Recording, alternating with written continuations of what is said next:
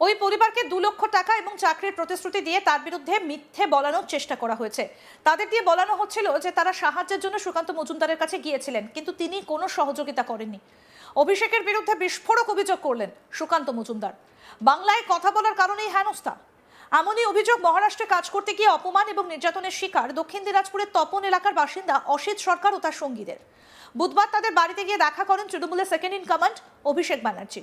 এদিন অসিত সরকারের বাড়িতে উপস্থিত ছিলেন স্থানীয় বিজেপি বুথ সভাপতি গৌতম বর্মনও।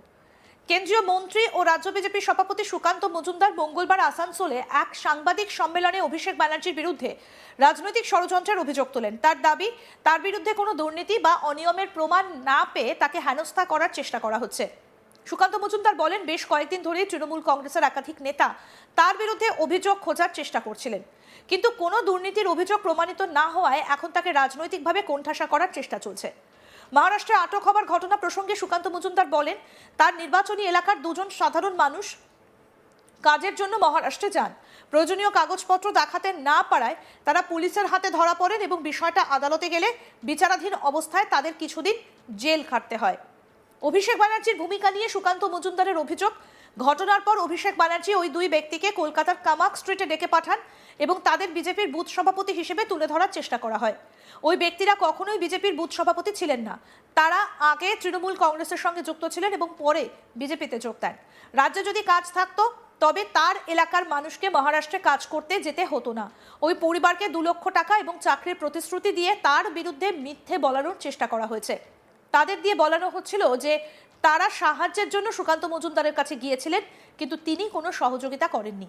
এই অভিযোগের পাল্টা হিসেবে সুকান্ত মজুমদার জানান, তিনি একটা ভিডিও প্রকাশ করেছেন যেখানে ওই ব্যক্তিদের একজনের স্ত্রী স্বীকার করেছেন যে তারা সুকান্ত মজুমদারের কাছেই সাহায্যের জন্য গিয়েছিলেন। কি বলছেন কেন্দ্রীয় প্রতিমন্ত্রী সুকান্ত মজুমদার, আসুন এবার শোনাই। বিষয় আপনাদের সামনে রাখতে চাই। অভিষেক বন্দ্যোপাধ্যায় আজকে আমার জেলায় যাচ্ছেন।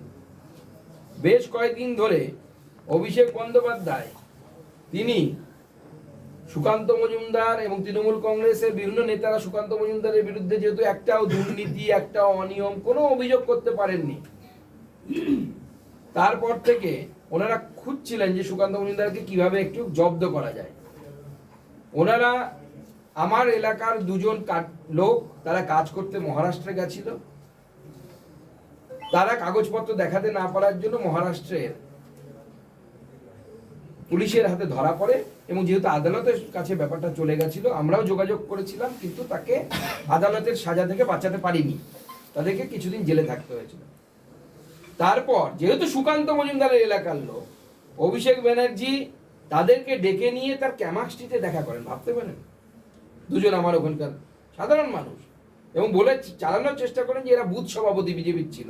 প্রথম কথা হচ্ছে, আমাদের বুথ সভাপতি ছিলেন না, তৃণমূলে ছিলেন, তৃণমূল থেকে এসেছিল। আমার প্রশ্ন হচ্ছে, মহারাষ্ট্র আপনারা বলেন এগিয়ে বাংলা, তো মহারাষ্ট্রে কাজ করতে যাবে কেন?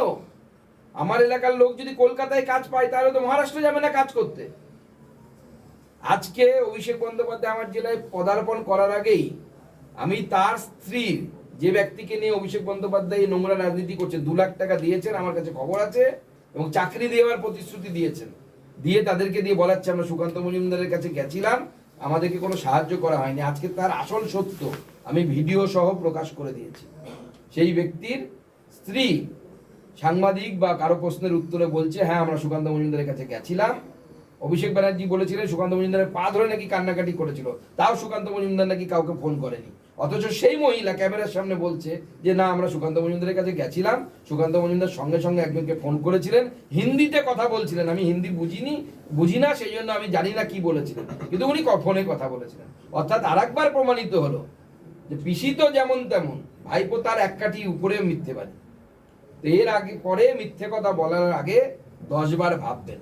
আমার সোশ্যাল মিডিয়াতে, টুইটে এবং তার সাথে অন্যান্য এক্স হ্যান্ডেল এবং অন্যান্য সামাজিক মাধ্যমে সেই মহিলার স্বীকারোক্তি আমরা দিয়েছি। তবে বুধবার সুকান্তের গড়ে গিয়ে অভিষেক প্রশ্ন তোলেন, তাদের অপরাধ কি?